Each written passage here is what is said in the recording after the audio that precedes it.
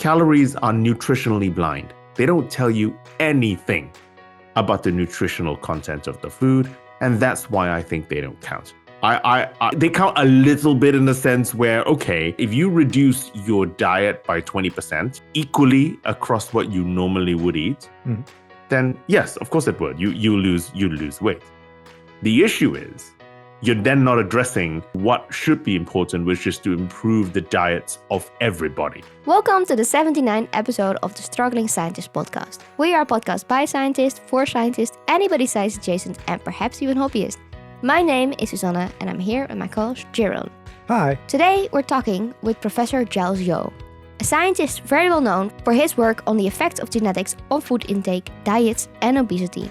He has written 2 books about the topics, Gene Eating and Why Calories Don't Count, and has presented science documentaries for the BBC, and is overall known as the expert on everything weight loss and food related. We are very excited to have him on our podcast, and in this first episode we are going to ask him all our questions about the science behind diets.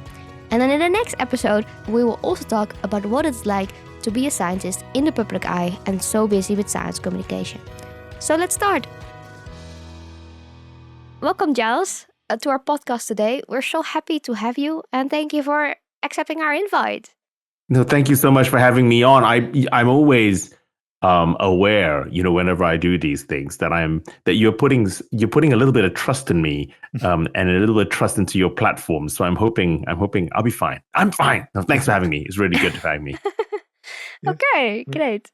So can you tell us a little bit about yourself and what should our audience definitely know about you? And also, do you have any interesting hobbies? Oh my God, that's a very big question. I guess I'll be brief. I'm originally from, I sound weird because I'm originally from California. My folks are Singaporean, but I'm from California, and I did my high school and my undergrad in California, San Francisco. I did my college and university in the University of California at Berkeley, UC Berkeley.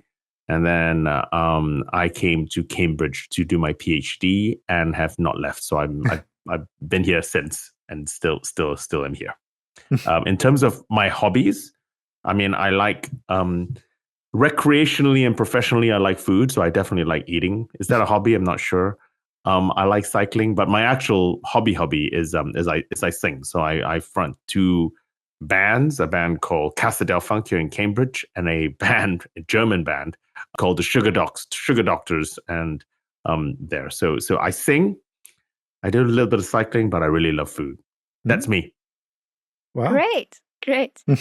Okay. And you're a professor now, right? In how genetics influence the brain and how you eat. Yes. Yes, Yes, exactly.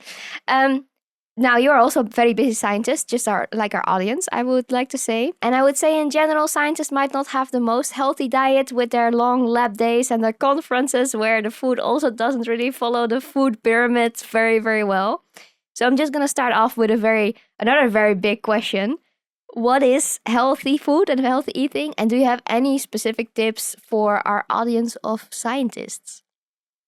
That is a very big question. And I think it really, really does depend who you are, what you're trying to do. I think my answer to what is healthy when it comes to eating is have a varied diet. Like literally, I think that's probably the answer. So obviously, I mean, there is foods that are uncontroversially healthy. Carrots, healthy. Broccoli is healthy. And I think there are foods that you would imagine we should probably eat a hell of a lot less of, right? Fast food, pizzas, hot dogs, whatever. But I think the reality is, as long as it's not poison, and I know people really often use quite judgmental adjectives when it comes to talking about food. I think the way I think about food is there are foods that we can eat loads of, broccoli and carrots, blueberries, right? And there are foods that we probably should eat less of. The latter stuff that I actually mentioned.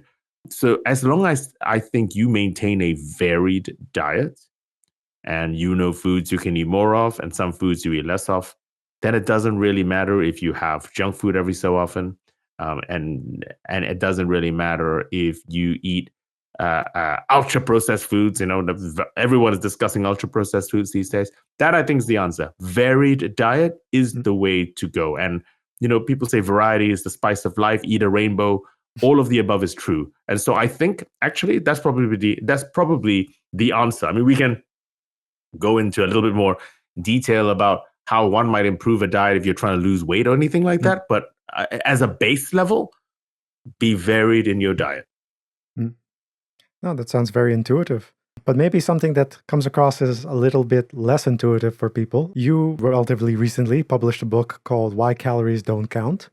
So why is it that calories don't count? And are there numbers that people should be focusing on instead? Maybe like carbs or BMI or anything like that? What's your take on that? So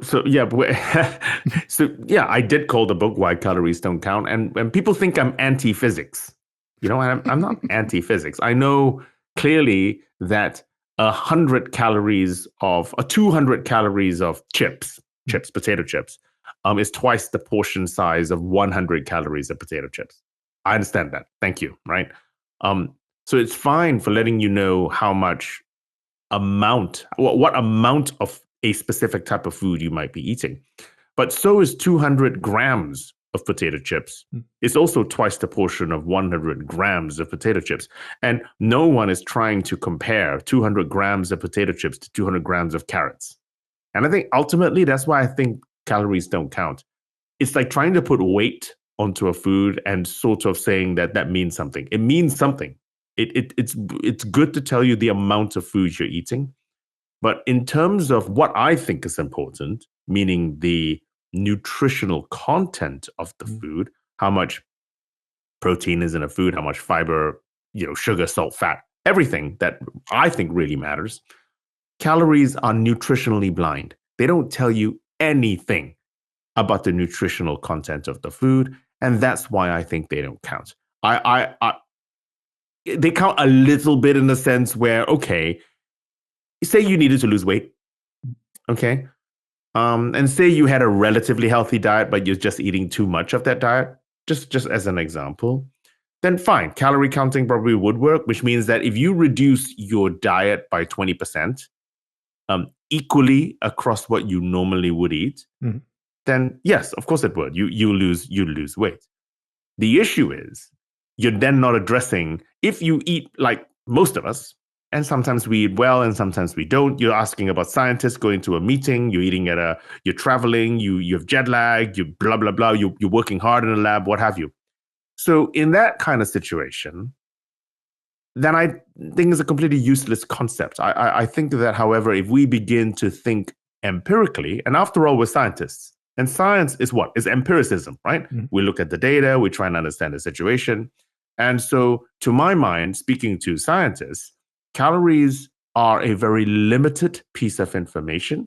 It is a piece of information, but very limited, and have very little value in trying, I believe, to do what should be important, which is to improve the diets of everybody. And I think improves the diets of everybody in every country, everywhere. Clearly going to be cultural specific cultural specific things we got to think about. Sociological, economic, there are countries at war at the moment. Clearly that's going to play a role. Calories are not going to help in that kind of scenario. We need to think about nutrition. And that's why I think calories don't count. Okay, very clear. A little bit See, more. I don't think I'm anti-physics. I'd like to think I'm not No. anti-physics. And when I say it like that, I think, I'm hoping that I am making a lucid, clear, argument about, man, the number of people who think I'm anti-physics is incredible. There we go. Okay. He's a professor after all. Yeah. Okay. A little bit more specifically about the research that you do, which focuses also on genetics. What has recent research taught us about how genetics influence how you eat and how you might also lose weight? Once again, it's an excellent question. So I've been in the field now for close to 30 years. I started off by studying the genetics of severe obesity. So when I first entered the field, we were looking at severely obese kids. like really, really obese kids. So 3-4-year-olds who are 40, 50 kilos. I mean, this is not just being a little bit larger, but like something severely wrong.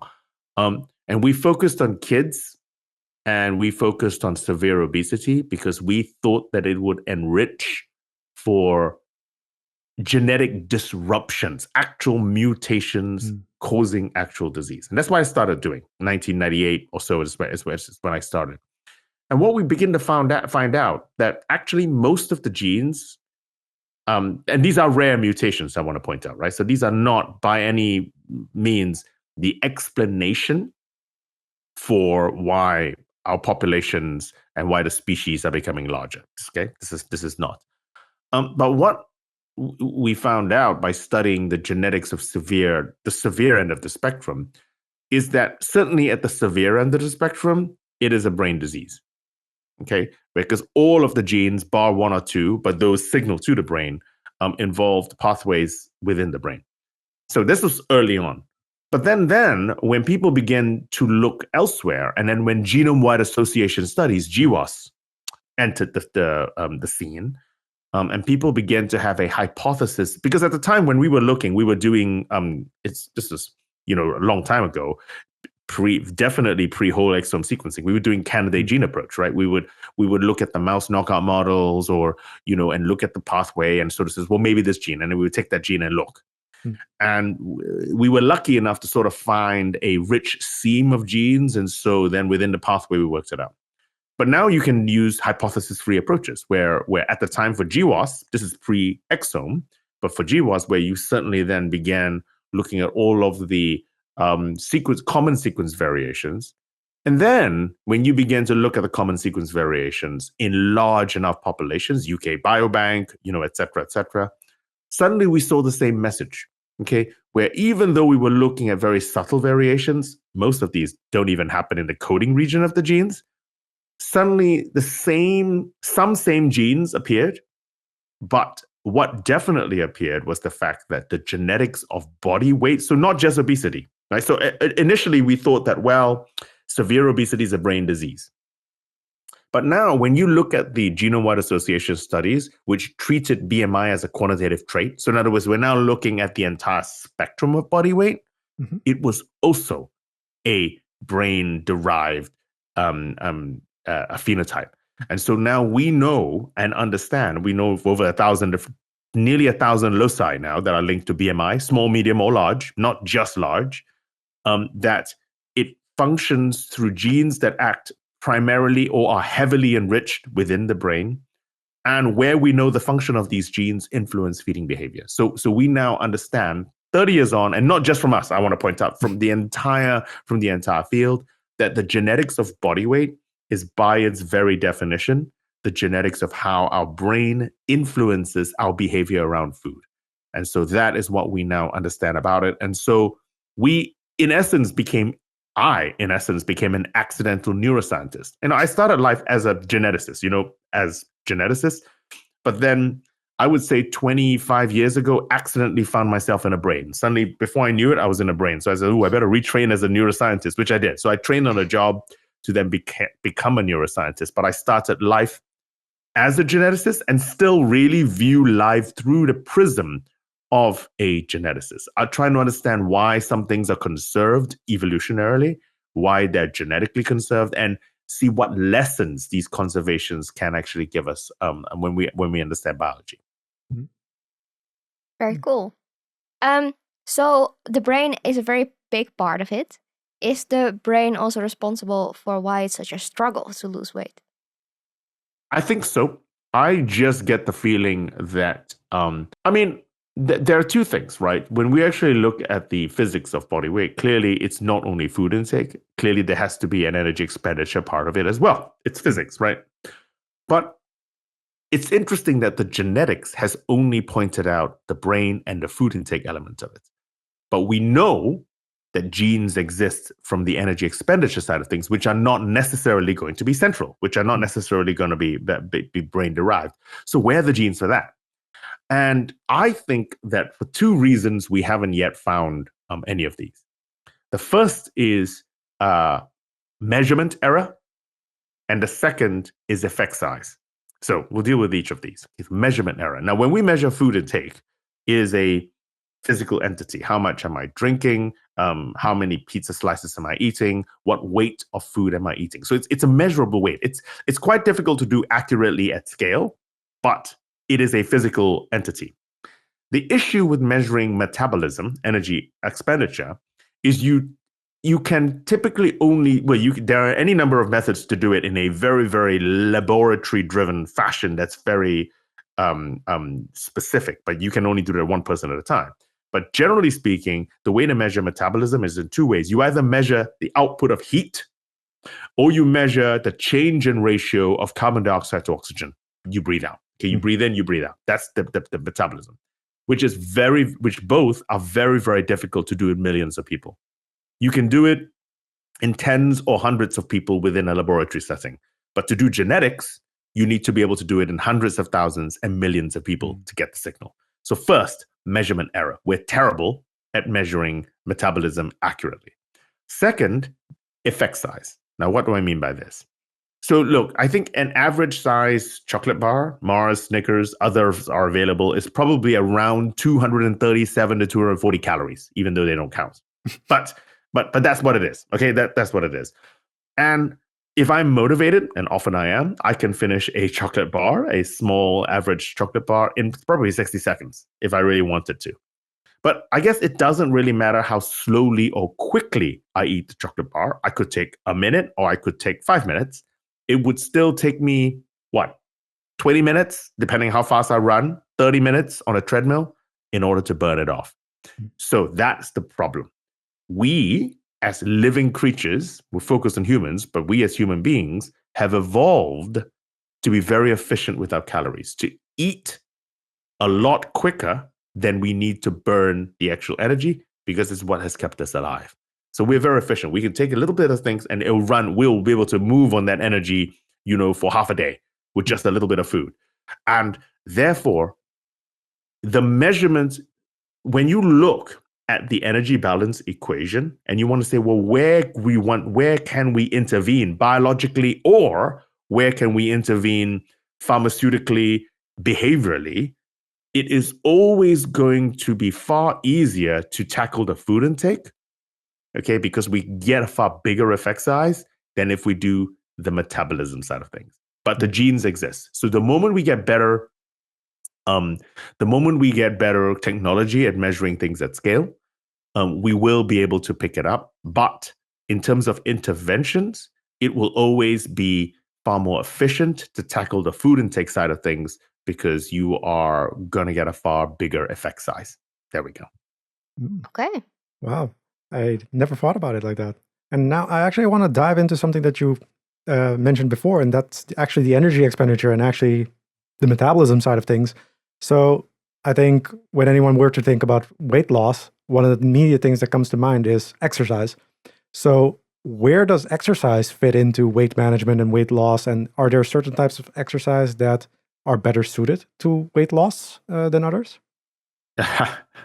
So here's the interesting thing. From an epidemiological perspective, exercise is terrible for weight loss. In fact, it's next to useless. Now, once again, people think I'm anti-physics. I'm not anti-physics. Clearly, once again, we need to go to the extremes. Is it possible to lose weight through exercise? Yes, it is. If you exercise enough. I'm a big fan of cycling. Okay, huge fan of cycling, both on the track stuff, but particularly road cycling. I do road cycling, and I love to watch road cycling.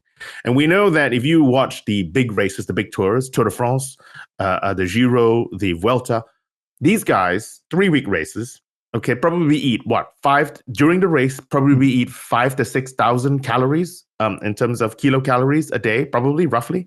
But yet they lose weight by the end of the race. You can tell. You watch them when they sign on. By the time they're finished, you can see they've actually physically lost weight. So therefore, they don't have time in the day to eat, given the amount of energy that they're burning. And so it is possible to lose weight. Now we take another example. All right. Now I turned 50 last year. I'll be actually 51 in a couple of weeks. Last year. So in lieu of buying a Porsche, okay, I like to cycle.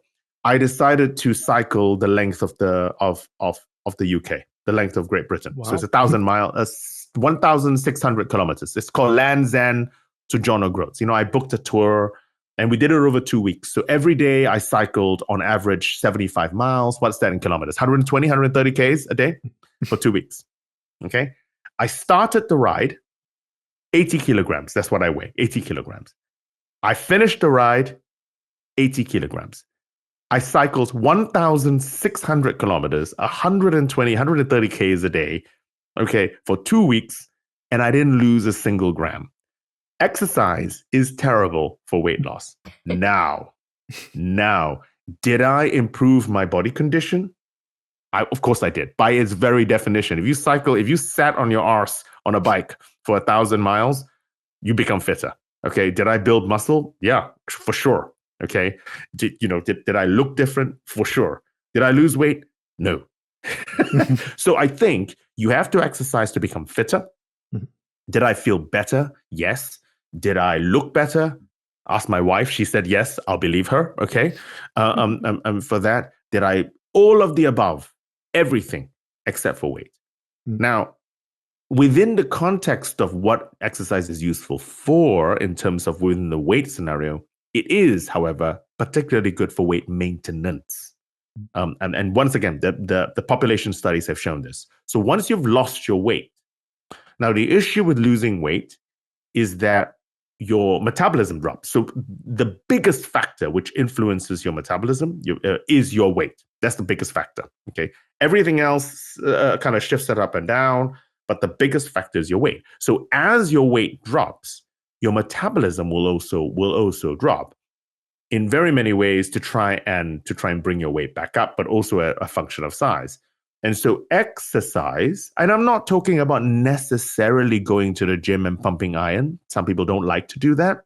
I like to cycle. I don't like to go to the gym and do weights. It's not my kind of exercise that I like to do. But increasing your physical activity, whether or not it's in a gym or gardening, walking your dog or doing your cycle or running, whatever, will temporarily increase your energy expenditure, your metabolism, because when you exercise, you temporarily increase your metabolism, sort of mitigates against that drop of energy expenditure of metabolism when you lose weight. So actually, it's particularly effective once you've lost the weight to try and to help you keep the weight off. So that's what I would use exercise for, because very rarely do any of us who are not elite athletes, Olympics is coming up. We're not Olympians or Tour de France cyclists or anything like that. Very few of us exercise enough to lose weight without tackling the food intake. And the biggest reason is because when we exercise, we get hungry. I think all of us who've done it, we know this. And so actually trying to lose weight while exercising, incredibly, incredibly difficult. Okay. I don't think I heard that a lot, to use the exercise to keep it off. That is an interesting one. Yes. Yep. So sounds like exercise is basically not useful for weight loss, but something that is more recent, I think, is more those weight loss drugs like Ozempic. So what is your take on the popularity of these weight loss drugs like Ozempic? Do they work? And can you tell us a little bit about that? So Ozempic, chemical name is semaglutide. And the Ozempic is the type 2 diabetes version of semaglutide. There's the other one. And Wegovy is the weight loss version of it, but it's the same drug. And there are a class of drugs called, just to get everyone up to speed, I think many of you may know this, but they're called GLP-1 related drugs. They're GLP-1 agonists. So they bind to the GLP-1 receptor. For diabetes, typically it's binding to GLP-1 receptors within the pancreas and enhancing insulin secretion. All of these weight loss effects are going to be via the brain. And in effect, what these GLP-1 agonists do is they signal to GLP-1 receptors within the brain and make you feel fuller. You feel fuller, you eat less, you lose weight. And the superpower of these new class of drugs, because Ozempic, semaglutide is just the beginning. There's tirzepatide, retatrutide, tide, all of the tides coming up for it. They all target the GLP-1 receptor and other receptors similar. And the main superpower of these drugs is that they keep the GLP-1 moiety in the bloodstream for a lot longer. The half-life of native GLP-1, which is a gut hormone that is produced naturally in your gut after you eat protein in particular, but after you eat, is only 2 minutes. It's designed to be very volatile. It's designed to be very quick, and it disappears. All right. So what these drugs do, and these class of drugs, even though they've only just recently, probably 2021, over COVID anyway, entered the zeitgeist, entered the common population that your mom and dad would actually have heard of, really only very recently. But the class of drugs have been around for 15 to 20 years. Now, they've been around largely through most of that time as a once daily injection. The difference in semaglutide, Ozempic, Wegovy, is that they became a once weekly injection. So I think there was probably 2 or 3 things that put it together that suddenly made it take off. Because as scientists, we knew the data pre-COVID, because you would go and, scientists always talk about it, and we knew the once weekly was coming up. We sort of had an inkling about the effect size. So within the scientific community who studied obesity and diabetes, we understood the effect of these drugs and how effective they were going to be. We were very surprised by why this particular mix of the drugs suddenly caught fire. I think there's probably a couple of reasons. I think it became once weekly. The effect size was quite big, 15%, headline weight loss. So it went above the magic 10. I think it was during COVID. And so people were at home, and people were worried about weight and what have you. And for whatever reason, it went viral on TikTok, because I think people then saw the weight loss of people. It's very difficult to explain why, and it freaking took off like a freight train. It was like a wildfire that actually caught in everyone's imagination. So much so actually that these I don't know if you knew this. Novo Nordisk, who make semaglutide, Eli Lilly make tirzepatide, and et cetera, had to stop advertisement for their drug. Who stops advertising for their drug? But they had to, because of worldwide shortages of the drug. Now, interestingly, it's not the shortage of the drug per se. It's the shortage in the delivery system, the needle, okay, which obviously needs to, so the plastics, the glass, the steel, which requires a factory to make. Now, you do require a factory to make the drug, but that requires a laboratory factory. You make the thing in a big steel container. That's what you do, right? It doesn't actually need, it's not like making a car, okay, where you need a gigantic Amazon-sized warehouse. When you're making, however, a delivery system, which is once single-use, disposable, you need a factory the size of an Amazon warehouse. And the problem is building those. That is the shortage. And Eli Lilly are having the same problem. So at some point, they'll catch up. So these drugs are remarkable in their use. They are, as I said, they've been around for 10, 15 years, for 15, 20 years, pardon me. And so the side effects are well known. Okay. And these are the primary side effect for some people is they feel nauseous. They make them feel like puking. The secondary side effect is the other end of the tube, okay? Either it's stuff happens a little bit too quickly, or stuff happens not quick enough, diarrhea or constipation, either or. And it's because it reflects the biology of these gut hormones. And the gut hormones work to, broadly speaking, aside from the type 2 diabetes element of it, which is to enhance insulin secretion, but from a gut hormone perspective, is designed to manage the speed of which you deliver food through the tube. Okay, so if, for example, you have food poisoning, and you obviously go, you like explosive food poisoning, okay, and you run to the toilet.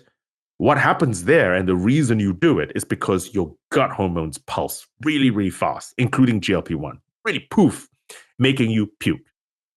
The other direction is also true. So the reason for these side effects is because some people are more sensitive to these gut hormones than others. We know people who are more pukey, they maybe get a little bit car sick, I'm not that person, but you can know people and they're probably a bit sensitive to GLP-1 and they will probably have these side effects. So these drugs are remarkable. 15%, tirzepatide is 20%, retatrutide is up to 25%. We are nearly approaching bariatric surgery levels, which on average is 30% with a drug. I think not everyone will respond to them, but most people will. And I think that we are in a really quite a remarkable period of time in terms of the tools available to us to treat obesity. Now, the two things. The criticism, I study how the drug works. Okay, so I need to actually declare an interest. I'll do it here in public. I consult for Novo, I consult for Lilly, and I got grant funding from Novo to find out how these drugs work. So I do know how these drugs work, and we're trying to figure it out. But people always then criticize by saying two things. First is that the drug stops working when you stop taking it. The weight comes back on. But it's a drug. That is what will always happen. No one says the same thing about high blood pressure medication, right? So many of us will know our family members who take high blood pressure medication. When you're on the drug, your blood pressure is normal. When you come off the drug, your blood pressure is no longer normal. It's a drug. The same thing is going to be true for these weight loss medications. I think the likelihood is if you start it, you're going to have to be on it for a pretty long time in order to maintain the weight loss. Okay? All right. So first thing. Second, it doesn't tackle the root cause of obesity. And no, it doesn't, because it's a drug. A drug is designed to treat the symptoms of the disease. In this situation, to reduce the weight. It's not going to improve your diet. It's not going to make you stop eating ice cream. It's going to make you eat less ice cream. It's not going to stop making you eat burgers. It's going to make you eat less burgers. In order to tackle the cause of obesity, you need to improve our food environment, which requires policies. It requires the action of government. We need to improve the education of our children, what they're fed in school, what they're taught of in terms of nutrition, understanding where food comes from. We need to improve poverty, okay, because socioeconomic class doubles. So if the poorest in society, the bottom 20% of society are more than twice as likely to have obesity as people like us, middle class academics. I mean, we're not rich people, but we are definitely far more privileged. Our chances of developing obesity are less than half of if you're poorer. And those all are far more difficult. I think you need to think about, as I say, policy. You need to talk about tackling the environment. You need to do things like poverty.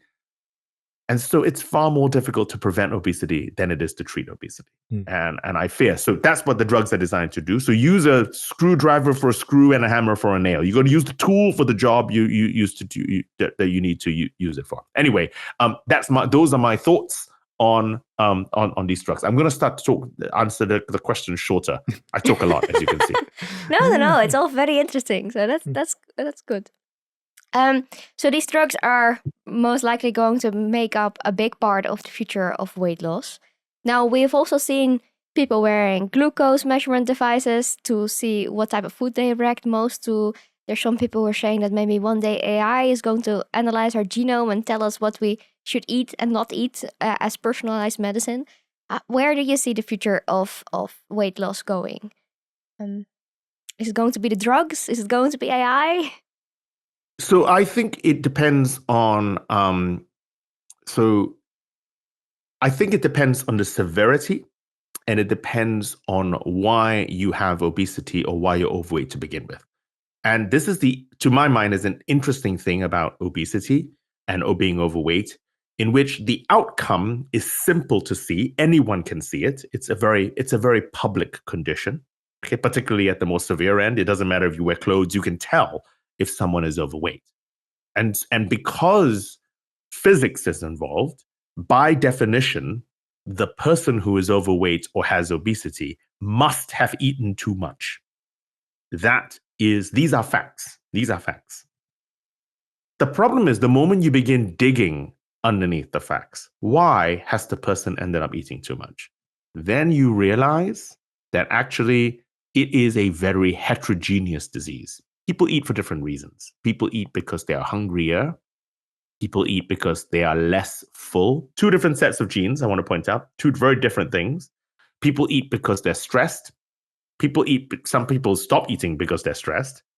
Some people eat. People eat because they don't think about it. It's a habit.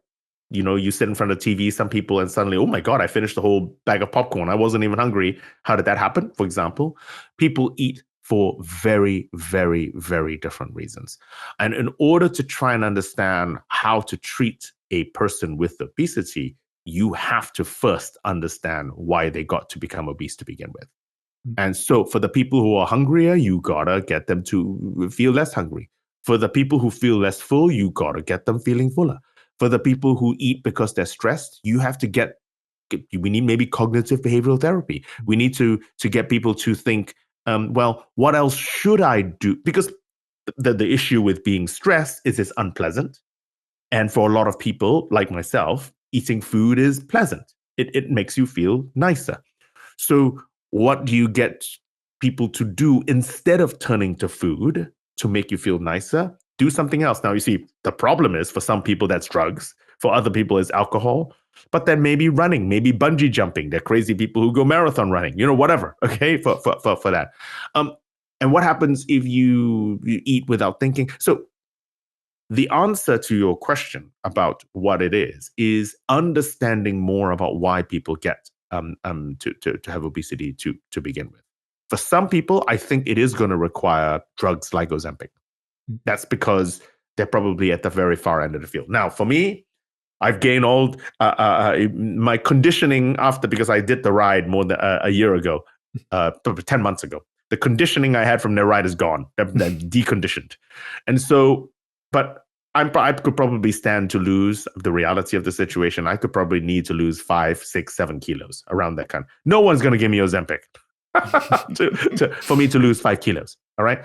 So for me, I would probably sit in the behavioral change side. Maybe I do need to change my diet. Maybe I do need to eat more protein and fiber, and I probably need to do a little bit more exercise, whatever. Okay. That sits under the behavioral side of things. At its most severe end, if you are BMI 75, 80, actually, you probably still need to do bariatric surgery because your life is at imminent risk of ending and you need to lose weight quickly. And bariatric surgery is as close to permanent as you're going to get. Some people do gain some element of the weight back, but for a lot of people, the weight is kept off. So I think that is how I think about it, where you have people who sit within the behavioral category, and these lines are not lines in the sand, they blur, right? There's a huge chunk of people who probably would benefit from drugs. They're the small slice of society who are so large and so and their weight is so detrimental to their health, who will probably need to sit where surgery sits. So that is going to be it. And then we can shift the entire curve by improving the food environment that we live in. Because the other thing which people point out is like, but obesity wasn't a problem in the 1980s. I would say that obesity has always been a problem, but it certainly was not the problem that it was. And it's true. You can turn on a television program from the 1970s or 80s and everyone was skinny. So obesity clearly wasn't the type of problem it was back then. The change in environment has driven it. So I think there is an element of trying to understand the biology, but there's also an acceptance that we need to have, we need to do something about the food environment we live in. Now, maybe in regards to doing something about that, and maybe to also close off this topic, do you have any actionable tips on how we, not only as scientists, but as people in general, can balance a love of food with wanting to remain healthy? Yeah, I think that I'm always on the record as saying that I'm not going to suggest a specific diet. I'm not going to say like keto is the way to go, or Mediterranean, or being vegan, or whatever.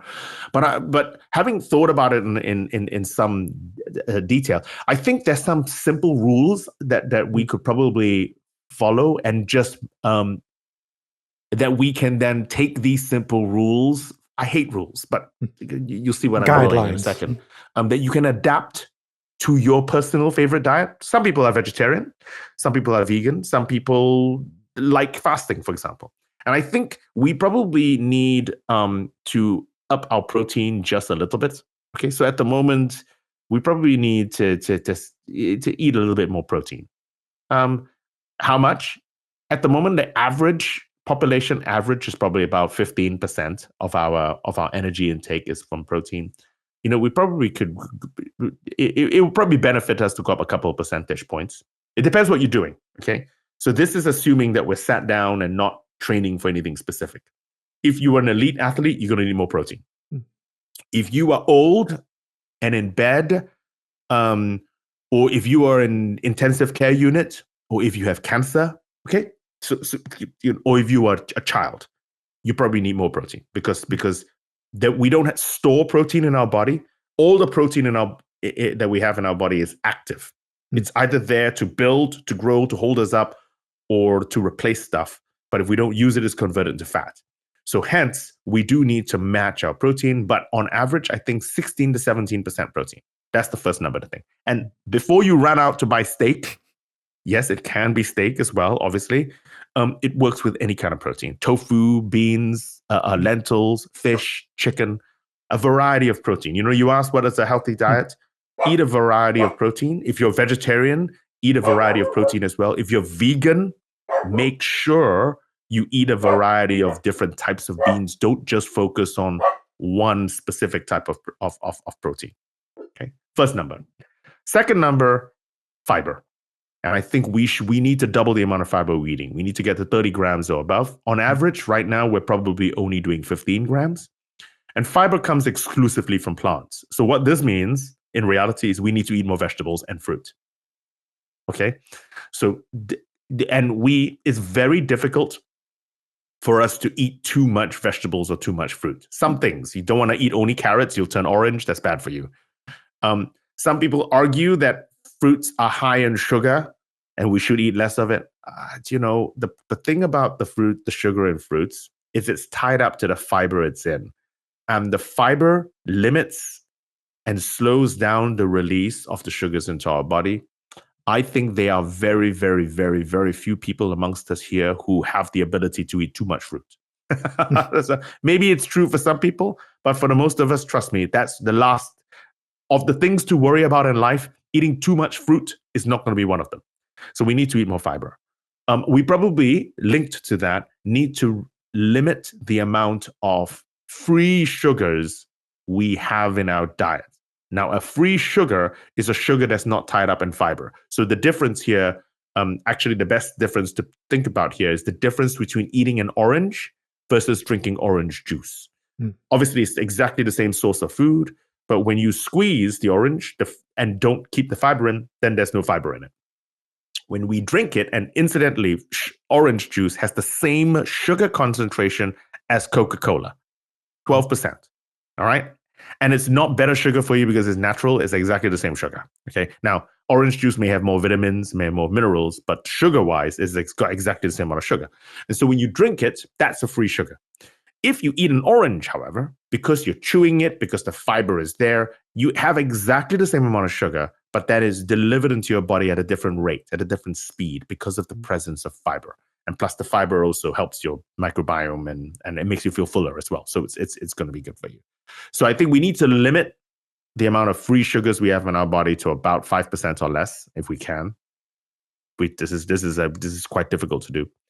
And maybe consider eating a little bit less meat, but that's neither here nor there. I think for the health of the planet, for the health of our cells, we probably eat too much meat. But that, if you take that into account, if you want to try and up your protein a couple of percentage points, if you want to double the amount of fiber we're eating, and if you want to sort of limit the free sugars we have in our body, and take those three things and build it into whatever your favorite diet is. You can be vegan, you can be not. You can be keto, you can be whatever, and build those three things in.